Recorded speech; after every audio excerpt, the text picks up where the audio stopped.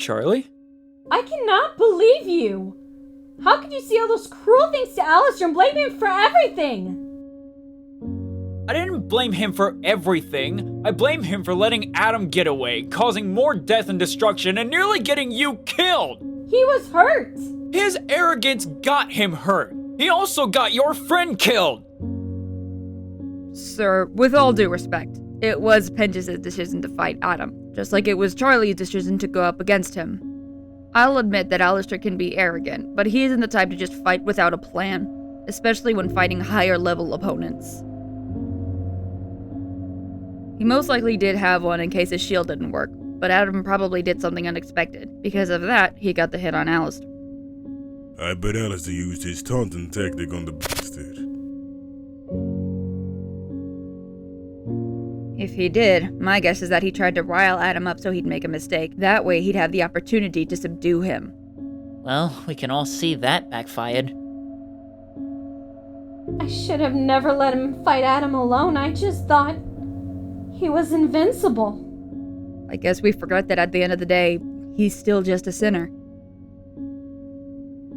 Look, it doesn't matter how and why it happened. It did, and it cost us a lot.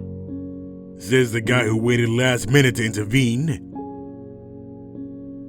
Yeah, where were you? I didn't see you volunteer. Okay, fair. But in my defense, I was under a deal that explicitly said that the Exorcist can't kill Hellborns. However, that contract broke the second that Exorcist...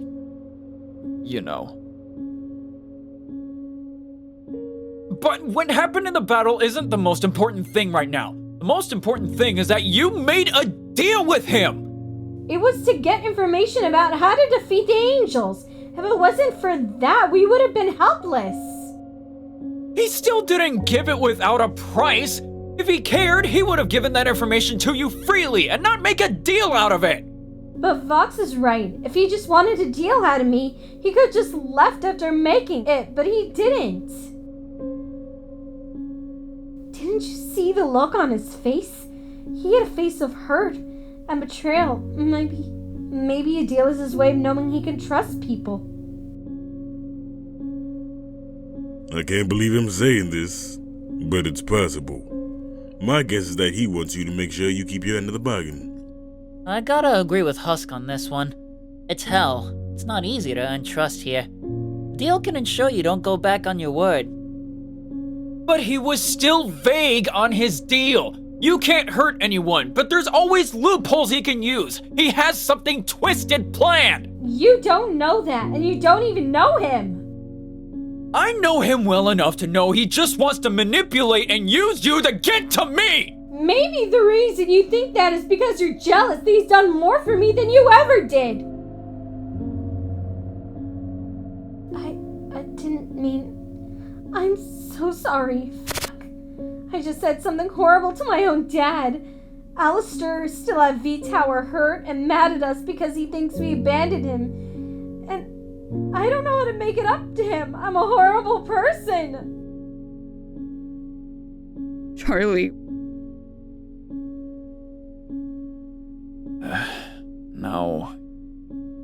You're not. You're right. Maybe I am jealous. Sometimes I forget you're not a little girl anymore. But that won't stop me from worrying about you.